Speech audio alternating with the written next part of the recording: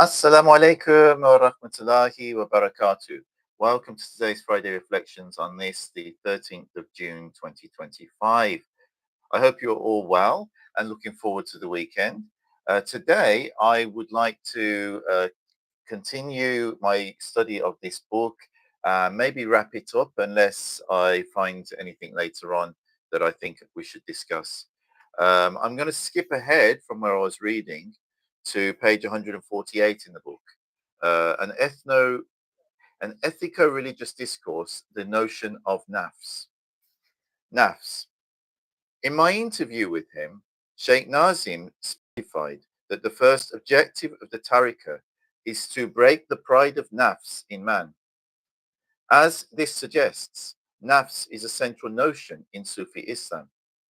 As a topic, it appears more frequently than anything else in the discussions of the Naqshbandis in London, and is a major theme in the Sheikh's speeches. The murids, the students, use the concept of nafs to refer to issues connected with moral behavioral patterns. They distinguish right from wrong in the person through the idea of nafs. It explains what creates evil feeling and conduct in a person. One of the most popular definitions of Sufism is that it is a system of morals, or simply morals, akhlaq. That is to say, that the aim of Sufism or tariqat is to provide people with good moral values in their lives. To achieve this aim, the Sufi masters follow continuous process of treatment of their disciples within the circles of their Sufi activity. The core of this process seems to be the admonition of one's nafs. In the Quran, nafs is used to refer to five different conceptions: the human self or person, Allah or gods, the company of man and jinns, and the human soul. Nafs, as the human soul, has three successive characteristics which are from the bottom up in Arabic.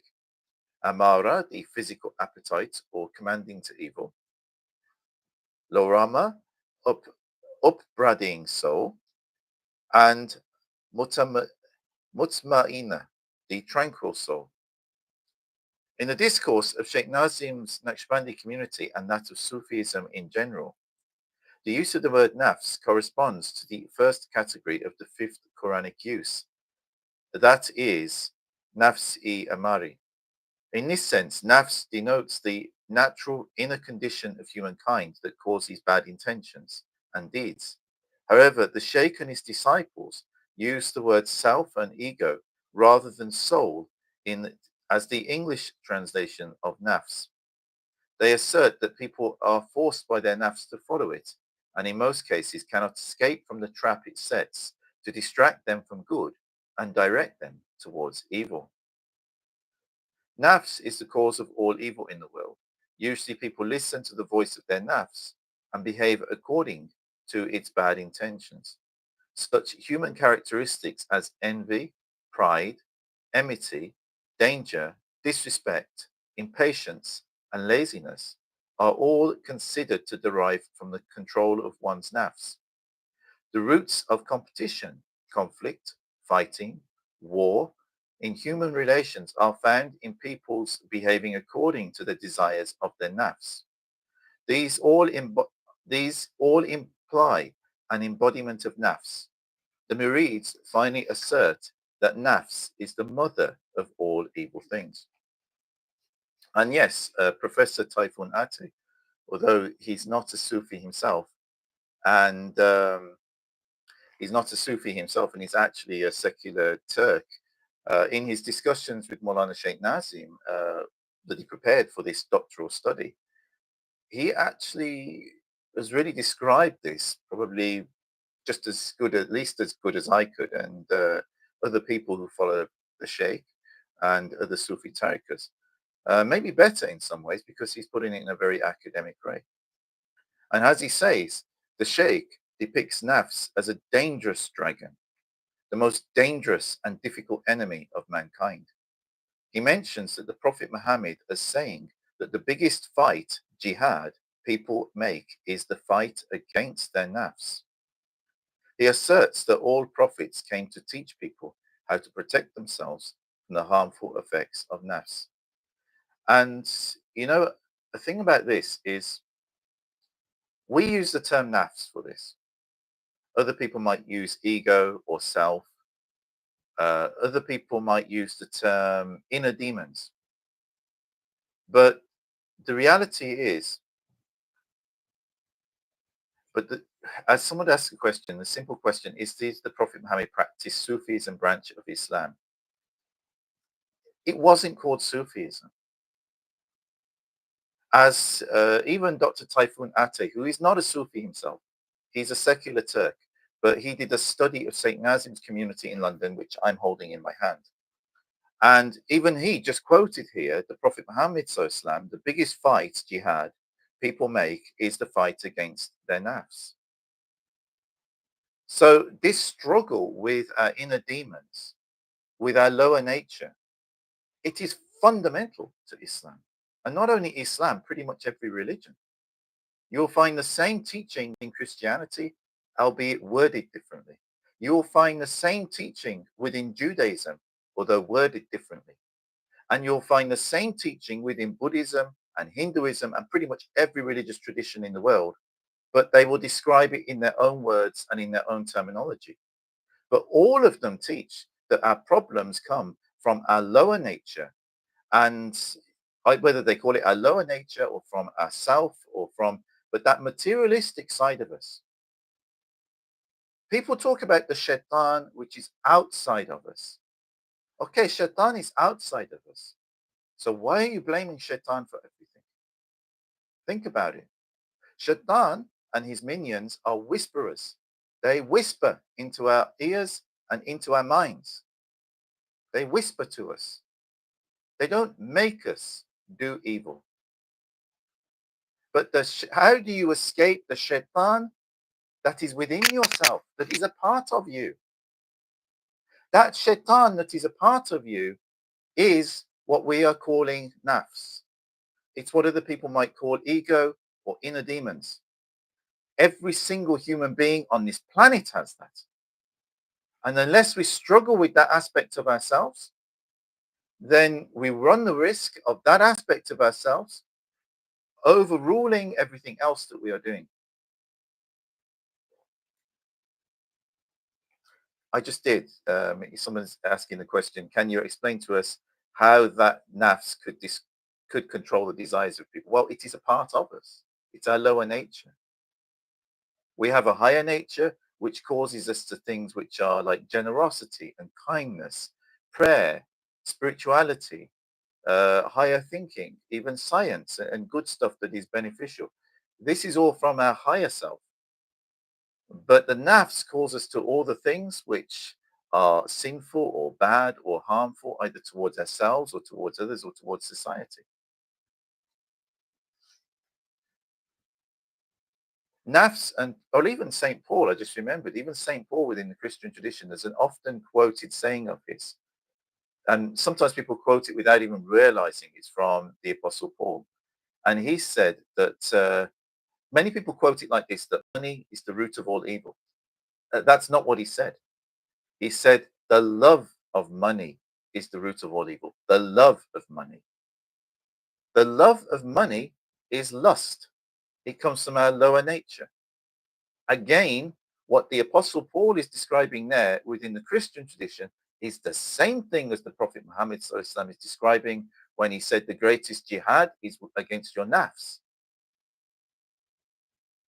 The greatest struggle is with your inner demons, is with yourself. It's with that lust that you have for money or for, other kinds of desires for things which, if you let them run out of control, will destroy you and harm other people. Yeah, it's greediness. You're correct. Nafs and power. As a religious metaphor, nafs is characterized by its rejection of the power of Allah and its refusal to serve him. Beyond these religious metaphorical statements lies a hidden discourse related to the notion of power. At this juncture, Nafs seems to refer to a human being's will to power.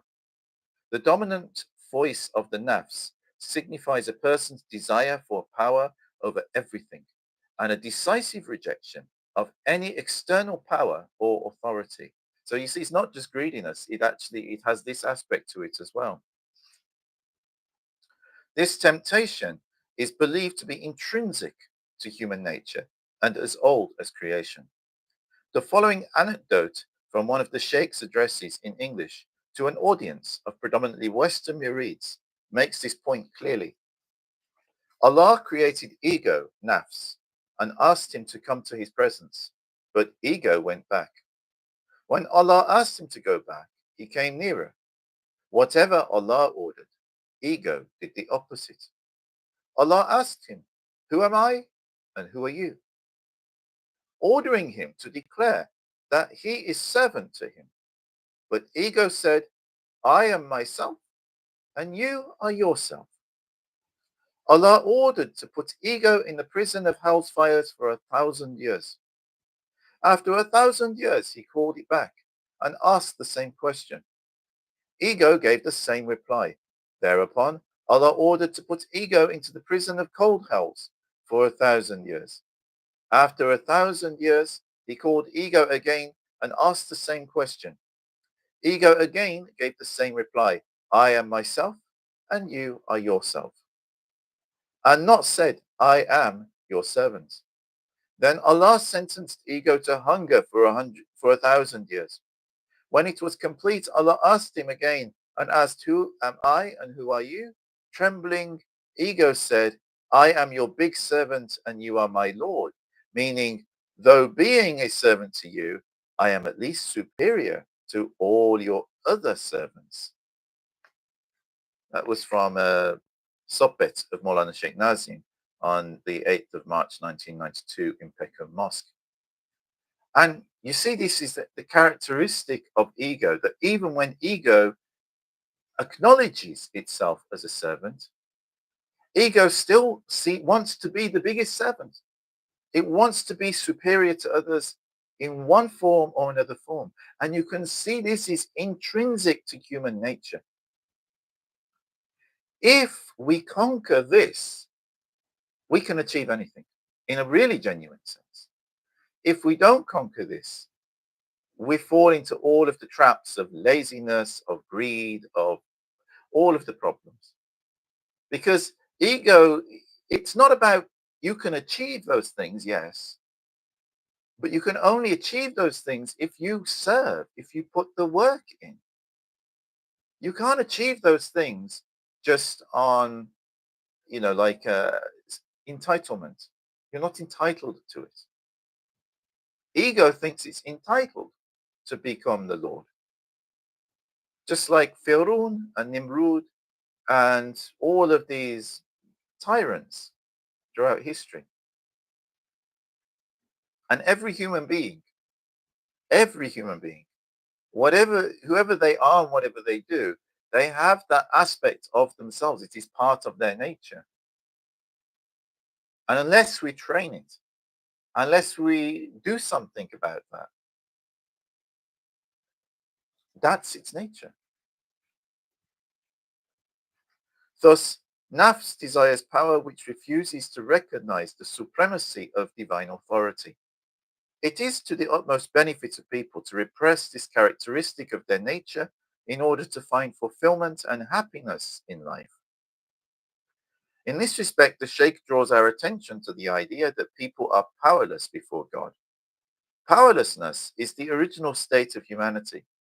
The heart of the matter is the realization by a person of the fundamental point that any power that she or he possesses can only be acquired through the admission of powerlessness before God.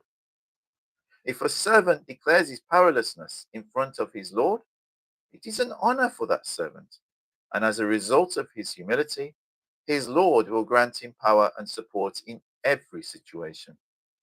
The Prophet, peace be upon him, is the first to declare his powerlessness in the divine presence. Therefore, Allah Almighty has granted him more power than he ever gave to anyone.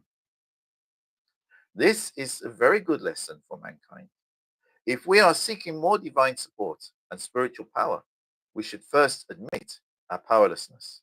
Shaykh Nazim, 1988. Nafs, Shaitan, Ruh, and Heart. In the Naqshbandi's view, Nafs represents Shaitan, who controls it. Shaitan makes people deviate from, in the Sheikh's words, the direction of heavenly stations, i.e. in the way of God through Nafs. This is Shaitan's main goal. Therefore, Shaitan and Nafs are always considered in the discourse of Shaykh Nazim's Naqshbandi community. The Sheikh points out in one of his addresses that ego, Nafs, is the partner of Shaitan. They both are a company. Our ego is working inside us, and Shaitan is working outside. When Shaitan wants to come inside us, he asks our ego to open the door. Our ego opens the door to Shaitan. As against this connection between Nafs and Shaitan, it is through their souls, Ruh, that people can make a connection with God. The soul represents Allah in people. A Pakistani murid asserts that Ruh, i.e. the soul, is from the light, Nur of Allah, while Nafs, like Shaitan, originates from the fire. When Nafs dominates a person's life, this causes the imprisonment of Ruh in the cage of his or her physical body and the loss of contact with the divine reality. Nafs never wants people to accept the existence of Allah. From this perspective, the Sufi Naqshbandi perception of human life is based on the Nafs-Ruh dichotomy.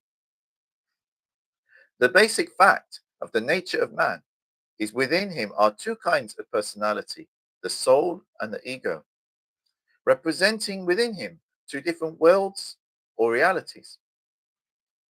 Firmly connected with the Nafs-Ruh dichotomy in the Naqshbandi thought is a dichotomy between mind and heart.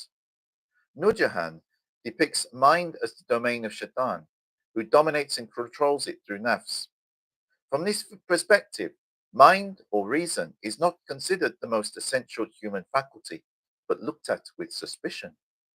People go in the wrong direction when they act according to their reason, whereas there is something precious and most valuable in a person that will direct her or him towards good things and Allah. This is the heart, the domain of the soul, and the abode of Allah. The heart is the abode of divine light. Divine knowledge can be attained through its activity. In the mortal human being, it is only organ that is the locus of the energies one receives from the spiritual realm. It opens up ways for spiritual development. God has called it his own abode. The Prophet said that heart is the house of God. Ajmal, 1987. The Shaykh and the disciples emphasize the close connection of the heart with Allah. In the heart is the nur, or light of Allah. Therefore, it is everyone's basic duty to try to perfect the condition of his or her heart. In this context, the Shaykh frequently mentions the following hadith of the Prophet. There is a piece of flesh in man, which if it is sound, makes him sound, but if it is sick, makes him sick. That piece of flesh is the heart.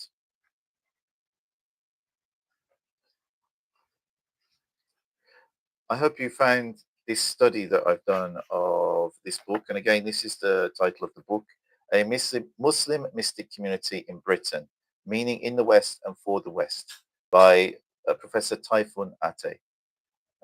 This book is available online if you look for it. I think I got this from, I don't know, Blackwell's, I think.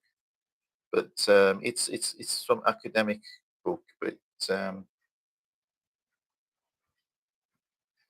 it's not something you'll find in Muslim bookshops, but it is an interesting book. But I think I'll wrap that up here. And unless later on I revisit this book because I find something else in it that I think I should highlight, but I think I will leave it there. And next week I will do a Friday Reflections on something else.